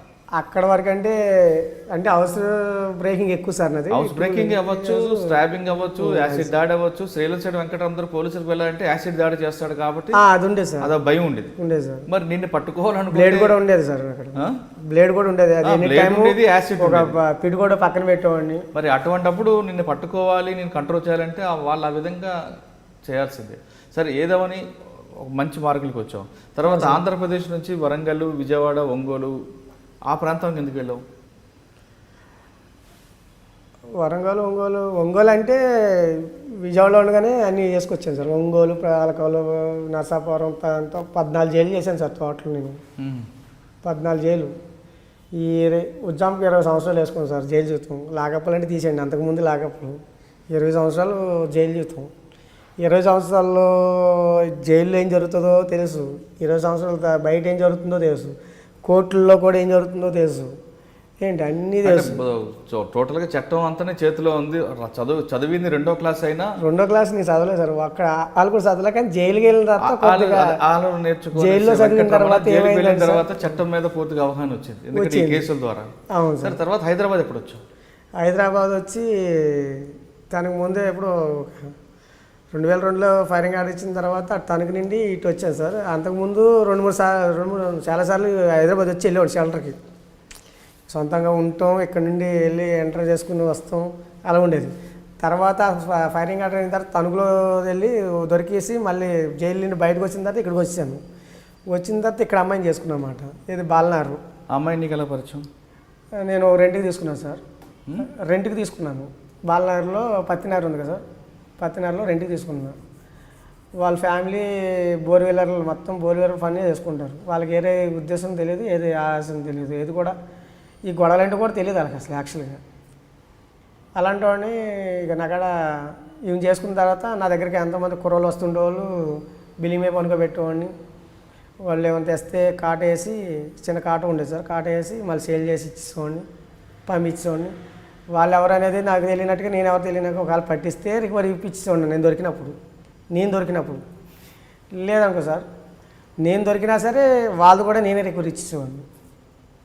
అలా చేసేవాడిని. అందరినీ మనుషులు చూస్తే ఏంటి కాట ఏంటి ఇవన్నీ అడిగితే మా మిసెస్ గోల్డ్ సెకండ్ హ్యాండ్లో దొరుకుతుంది, దాన్ని తీసుకున్నా, అందుకే దానివల్ల రూపం స్క్రాపింగ్ చేస్తున్నా, ఇది చేస్తున్నా అని చెప్పి మా మిసెస్కి చెప్పి పెళ్ళైన తర్వాత కామ్ చేశాను సార్. తర్వాత పోలీసు వాళ్ళు ఏం చేశారంటే ఇక అనుకోకుండా ఫ్రెండ్ సెల్ తీసుకొచ్చి ఇచ్చారు సార్. దాంట్లో అది ఎందుకు పంచిన డబ్బా ఫోను. నేను అక్కడికి నాకు వద్దురా పడేరా బాబు అంటే పడేయలేదు సార్. అప్పుడులో సెల్ ట్రాఫిక్ తక్కువ, సెల్ ట్రాఫిక్ అనేది తక్కువ సార్. అది తీసి ఇచ్చాను సార్, మా బామ్మర్దికి ఇచ్చా. వాడిని పట్టుకుని ఆ సెల్ అమౌంట్ గోల్డ్ ఎంత పోయిందంటే 1/2 kg అంత పోయింది సార్. దాంట్లో సెల్ వచ్చింది. మనం ఏంటంటే అప్పటి నుండి ఇప్పుడు ఆ కాలం అనుకుంటున్నట్టుగా సెల్ కూడా సరే దెబ్బ ఫోన్ పడతా ఎందుకు అనేసి వీడికి ఇచ్చా సార్, మా బామ్మర్దికి, ఈ పని చేసే వాళ్ళకి. ఫోన్ లేదు బాబా అంటే సరే ఇచ్చిన తర్వాత ఏమైందంటే ఈయన్ని అంటాడు ఏదో స్కూటరు గుద్దేసో యాక్సిడెంట్ అనేసి. ఈయన ఆ టైంలోనే జనగంలో ఒక అమ్మాయి, జనగంలో అలా అక్కడ రెండుకుంటున్నా సార్, జనగంలో ఒక అమ్మాయి అల్లరి చేస్తే దాన్ని కొట్టాను సార్. దాన్ని ఇంకో వాళ్ళ అమ్మ నాన్న అందరినీ కొట్టాను. కొడితే ఆ కేసులో లోపలికి వెళ్ళారు. ఈడొచ్చి ఆ టైంలోని భవన్ మరి ఇది అంటే వాళ్ళు మొత్తం వీళ్ళ బంధువులందరూ కొద్ది లీటర్లు అక్కడ, మా మిసెస్ బంధువులు ఏంటంటే కౌన్సిలరు ఇలాగా అక్కడ మా టీవీలో ఆయన ఉన్నాడు, ఇలాగ వాళ్ళందరూ వచ్చి అడిగితే నాకేం తెలియదంటే నా చరిత్ర వాళ్ళకి తెలియదు కదా సార్, ఎక్కడ లీక్ చేస్తే ఎక్కడేంటనే. అప్పటికి మా చెల్లి ఏం చేసిందంటే ఒక అఫెండర్ దగ్గర చైన్ తీసుకొచ్చి నాకు తాగడి పెట్టింది. తాగడి పెడితే ఈ తాగడి పెట్టమని అన్నయ్య ఇచ్చింది. నీకు చైన్ ఎక్కడదా అని అడిగింది. ఆ అక్క కొన్నది నేను తీసుకున్నాను అన్నయ్య అంటే సరేలే అనేసి ఏదో అవసరం వచ్చింది మరి అక్కడే పెట్టుకోవచ్చు కదా అన్నాను. లేదన్నయ్య నువ్వు అయితే కొద్దిగా ఎక్కువ డబ్బులు ఇప్పిస్తావు కదా అనేసి అంటే సరే సెల్లుకి నేనేమనుకుంటాను సెల్లు కదా అనేసి ఇప్పించి అమౌంట్ ఇచ్చి పంపించాను. ఆడు అఫెండరు రాజమండ్రి. నేను జైల్లో ఉండగానే ఆ అఫెండర్ని చేశాడు. మా చెల్లెలు ఇద్దరు పెట్టుకోగానే మా అమ్మని మా చెల్లెల్ని అక్కడ శ్రీశైలం తీసుకెళ్ళగానే ఇక్కడ ఏమైందంటే నా పేరు చెప్పారు అక్కడ శీలం చెట్టు ఎక్కడ రావునా అనగానే ఆ మాట ముందే చెప్పొచ్చు కదమ్మా, నీ ఇంటి మీద దెబ్బ కూడా పడేది కదా, వాడు ఎక్కడ ఉన్నాడంటే పలానా చోట ఉన్నాడంటే సార్ అతనితో మాట్లాడతాం మేము అనేసి మా అమ్మని తీసుకొని వచ్చారు. తీసుకొచ్చిన తర్వాత నేను ఒకటి అన్నాను, నీకు ఎంత కావాలి, కేజీ కావాలా 2 కిలోలు కావాలి బంగారు రికవరీ, నేను బేరు మీద వచ్చినాక ఇస్తా, మా అమ్మని పంపించాను అన్నాను. పంపించారు. పంపించిన తర్వాత ఈ కేసు ఈ టెన్షన్లో ఉంటే ఈలోపు నాకేమర్థమైందంటే నన్ను గేట్లో బయటికి బెయిల్ మీద అమ్మాయి కేసులో అయితే వచ్చాను బయటికి, కాలు ఇలా పెట్టాను గేట్ బయటికి. సర్వనార్ సీజర్స్ అదే ఫస్ట్ ఎంటర్ నాకు హైదరాబాద్కి. నా ఫేస్ తెలియదు, నాకు తెలియదు, లేకపోతే ఒక ఇంకా వెలుగుతూనే ఉండేమో దీపంలాగా, లేకపోతే లేపీసే వాళ్ళేమో తెలియదు సార్. అది ఇక అది జరిగిన కానివ్వండి ఇక తీసుకొచ్చి చేస్తే దగ్గర 2 కిలోలు రికవర్ చేసుకున్నారు. అప్పుడు అలాగే వరంగల్ ఇంకా అప్పుడు టచ్ అవ్వలేదు సార్, నాకు ఇంకా వరంగల్ టచ్ అవ్వలేదు. అది ఈ 2 కిలో బంగారంతో ఇటు వచ్చేసామాట. సో ఇక హైదరాబాద్ పరిచయం నేను, హైదరాబాద్ జైలుకి పరిచయం అయ్యావు. హైదరాబాద్ సర్వనార్ తోటి సల్ఫేర్ సెంటర్ పరిచయం అయ్యాను. తర్వాత ఏమో సార్ బెయిల్ మీద విజయవాడ కేసులకి వెళ్ళిపోయి విజయవాడలోనే అడ్మిట్ అయిపోయి విజయవాడలోనే. విజయవాడ జైలు అంటే మాకు నా అడ్డ లాంటిది. విజయవాడ జైల్లో నేను నా ఇష్టం, నేను ఎలాగైనా నడుపుకుంటాను, నేను ఎలాగైనా చేసుకుంటాను. అంటే నేను జైల్లో రుబాబీ చేసేది లేనోడికి వాటికి సాయం చేశాను. వరంగల్కి ఏ విధంగా పరిచయం అయ్యావు? వరంగల్ కంటే విజయవాడ జైలు నుండి వచ్చిన తర్వాత వచ్చాను, మళ్ళీ బయటకి వచ్చి మళ్ళీ లోపలికి వెళ్ళాను. వచ్చిన తర్వాత ఎప్పుడో మన వైఎస్ఆర్ సార్ చచ్చిపెట్టారు సార్, దానికి ముందు నన్ను ఇక్కడ పత్తినారులో మా ఊళ్ళో పట్టించారు. వీళ్ళే మళ్ళీ బంధువులే పట్టించారు, వీళ్ళు మా మిసెస్ బంధువులే పట్టిస్తే అప్పటికి ఆ ఏరియా లీటర్ ఉంటారు కదా వాళ్ళందరూ వచ్చి సొక్క పట్టుకునేటికి అమ్మడిని కరెంటు వైర్ ఇలా తిరగేసి అందరూ పట్టుకున్నా. సస్తే నాతో పాటు 10 మంది చంపేస్తాననేసి, అంతే. సస్తే నేను చావాలి, నాతో పాటు మీరు చావాలి, నన్ను ఎందుకు మీరు, నీకేమైనా అవసరమా, నీ ఇంటికాడ ఏమైనా ఉందా, నీకేమైనా ఉందా, నాకు వారెంట్ ఉంది రేకాలు ఇచ్చుకోవాలి, నన్ను అడిగారు పోలీసులు నీకెందుకు అనేవాళ్ళకి. మొత్తం ఆ ఏరియా మొత్తం పత్తినారులు మొత్తం అంతా రౌడీలు మొత్తం ఆఫ్ చేసేసారు. ఆఫ్ చేయగానే ఇక సనత్నారికి ఆఫ్ చెప్పారు. సనత్నారికి ఆఫ్ చెప్తే ఏం జరిగిందిరా బాబు అంటే నాకు వారెంట్ ఉంది లేడీస్ కేసు, అందువల్ల ఆఫ్ చేశారన్న. వీళ్ళ వరకు వరంగల్ సీసెస్ వాళ్ళు వచ్చి తీసుకెళ్ళారు. తీసుకెళ్ళి ఇక వాళ్ళు పెట్టారు. ఇక వరంగల్ ఏ కేసు చేస్తారు? వాళ్ళకని కేసు ఏం చేయలేదు సార్. మరి ఎందుకు వెళ్ళేవారు? బయట రికవర్ చేసుకున్నారు, పెట్టారు. చెప్పాను కదా సార్, ఏదైనా ఉంటే ఇలా చేసుకుంటారు, లేదంటే అలా పెడతారు అనమాట. అంటే ఉన్నది బయటది ఎక్కడ ఉంటే వీళ్ళకి ఇచ్చేయాలి, లేవనుకో మీ కాడ ఉన్నది నా మీద పెట్టి పంపిస్తారు. ఆ విధంగా ఉండదు సార్ పోలీసు. వరంగల్ ఏ కేసు పెట్టి పంపించారు పోలీసు? వరంగల్ చిన్న కేసే పెట్టారు సార్, ఏదో సింపుల్గా. అక్కడికి ఆ లేడీస్ది వారెంట్ ఉంది, చెప్పా మీరు వారెంట్ నాకు అక్కడికి వచ్చిందంటే ఇది ప్రాపర్టీ ఎక్కడికి వెళ్తుందో నాకు తెలుసు అనేసి రియల్గా చెప్పేశాను, మట్టి వరుస చేసుకుని చెప్తే ఇక అక్కడ స్క్రాప్ దొంగగా జీవితం ప్రారంభించిన సేలంశెట్టి వెంకటరమణ తర్వాత స్నాచింగ్లు, హెచ్బి అఫెండర్, రాబరీలు చేసుకుంటూ దాదాపు 250 కేసులు ఉన్న వెంకటరమణ సడన్గా మంచి మార్కులు ఎందుకు రావాలనుకున్నారు? ఎవరు మార్చారు లేదా వేరే కారణమే ఉందా? మార్చేది ఉండండి సార్, నేను జీవితాంతరం ఇదే బతికైతే నా పిల్లల పరిస్థితి. అప్పటికి నాకు కొడుకు పుట్టాడు సార్. పుట్టిన తర్వాత కూడా ఆలోచించాను. ఏమని ఆలోచించానంటే ఇక లైఫ్ అంతా ఇదే అయితే రేపొద్దున నన్ను ఏలేడు చూపించారు, రేపొద్దున నా కొడుకుని కూడా ఏలేడు చూపిస్తారు కదా, ఎందుకు ఇది అని ఆలోచించాను. కానీ 2 సార్లు మారాను. 2 సార్లు విజయవాడ పోలీసులు నా మీద అన్యాయంగా పెట్టారు. మారినోడిని మారినట్టుగా ఉంచాలి సార్. అప్పుడు పోలీసు ఎలా ఉండేదంటే దాని అంతా అప్పుడు పోలీస్ వ్యవస్థ పక్కన పెడితే ఇప్పుడు ఒక మాట చెప్తాం, నా కొడుకు పెరుగుతున్నాడు, వాడు నాలాగా కాకూడదు అన్నది ఉద్దేశంతోనే. అంటే ఈ ఆలోచన ఎందుకు రాదు? ఎందుకంటే మీ నాన్నగారు నీకు 100 రూపాయలు తేలని కొట్టి నిన్ను ఒక దొంగగా కొట్టడం వల్లే దొంగగా మారానని మీరు చెప్తున్నారు. ఇప్పుడు అదే పరిస్థితి నా పిల్లలకు రాకూడదు అనేసి ఆలోచన ఉంది. కానీ ఆల్రెడీ ఆలోచనతో వస్తున్నాను, ఎవరు ఆపుతలేదు. ఆల్రెడీ సురేంద్ర బాబు సార్, సివి ఆనంద్ సార్ దగ్గర 2వ సారి ప్రెస్ మీటింగ్ అయింది. 2 సార్లు ప్రెస్ మీటింగ్ అయింది సార్. సివి ఆనంద్ సార్ అంటే ఫస్ట్ ఒకసారి అయింది. అయిన తర్వాత ఇంకో ప్రెస్ మీటింగ్ బందర్లో అయింది సార్, శివానంద్ గారితో. అప్పుడు ఎస్పీ గారు అనుకుంటారు సార్, 2000లో బందర్ చేసినట్టుకున్నారు సార్. విజయవాడ సిపి చేశారు సార్. దాని ముందు ఎస్పీ గారు కదా సార్ ఆయన సార్. అయితే ఎస్పీగా ఉన్నప్పుడు అనుకుంటా ఆయన పరిచయం అయింది నాకు అక్కడ. అనుకున్నా ఏం పేరు సార్ అని అడిగాను, అంటే ఏరే వాళ్ళని. ఆనంద్ సార్ అన్నారు. ఆనంద్ సార్ అంటే ఇక అక్కడి నుండి ఆయన ఏమన్నాడంటే, ఆనంద్ సారు అప్పుడు వయసులో ఉన్నావు నువ్వు, ఇలాంటి ఎందుకు నువ్వు హోంగార్డ్కి పని చేయి అన్నారు సార్. అప్పుడు హోంగార్డ్కి అని సార్ 750 1000 రూపాయలు. ఇక ఆలోచించా, సరే సార్ వస్తా సార్ అంటే ఈయన వస్తే ఈయనకి ఇవ్వండి అని అన్నాడు. అక్కడ సార్లు చెప్పాడు. ఇక మనం వచ్చేది లేదు, పోయింది లేదు. తర్వాత ఇప్పుడు ఇక్కడికి వచ్చిన తర్వాత ఇది జరిగిన తర్వాత ఏమిటంటే ఇక్కడ నా పిల్లల కోసం నేను మారాను. నా పిల్లల కోసం ఎందుకు మారానంటే రేపొద్దున ఇలాగ నా పరిస్థితి రాకూడదు. ఇలాగే చచ్చిపోయాను అనుకో సార్, వాడిని పలానాని తేలికి చూపిస్తారు, దొంగ కొడుకు అంటారు. వాళ్ళ నాన్న ఇలా చేశాడు, వాళ్ళ నాన్న వాళ్ళ మీద కోసాడు, ఈయన కోసాడు, వీడు నేరాలు దొంగతనాలు చేశాడు, ఈ చేశాడు, ఆ నేరాలు చేశాడు, ఆడి మీద ఈడి యాసిడ్ పోసినప్పుడు వీడు చచ్చాడు, అందుకే పిల్లల పరిస్థితి ఇలా అయిందని అంటారు. ఆ పరిస్థితి రాకూడదు అనేసి నేను మైండ్లోని 2-3 సార్లు పెట్టుకున్నాను. ఈ జీవితం ఎప్పుడు వస్తుందమ్మా అని దేవుని కూడా కొలుస్తూ ఉన్నాను.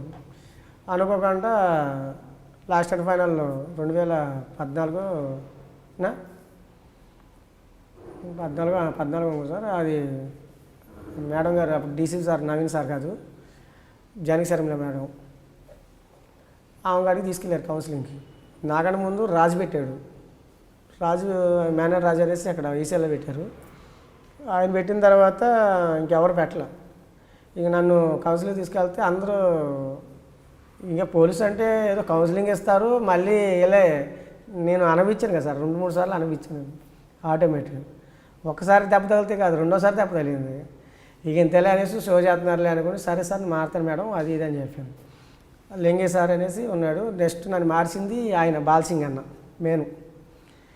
బాల్సింగ్ అన్న ఆయన అంటే ఒక హెడ్ కానిస్టేబులే, కానీ ఆయన మనస్తత్వం ఏంటంటే నేరం చేస్తే ఊరుకోడు. యాక్చువల్గా నేరం చేయనోడికి హెల్ప్ చేస్తా అంటాడు. ఆయన ఏం చేశాడంటే ఇలాగ నీకు ఇలా చేస్తాను అలా చేస్తాను అంటే విన్నానన్నా, ఇన్నిసార్లు వింటాను, ఆల్రెడీ మేము విజయవాడలో చేసేసి ఇన్ని చూశాను, తల కూడా పడిపోయిందన్న నాకు, ఏంటన్న ఇది అన్నాను. అంటే నువ్వు అక్కడ డిపార్ట్మెంట్ చూసావు, ఇక్కడ డిపార్ట్మెంట్ కూడా చూడు అని అంటే, సరే అన్న మీ ఇష్టం, మారుతానంటే నీ పిల్లల మీద ఒట్టేయమన్నాడు. నా పిల్లలు అంటే నేను ఒట్టేసాను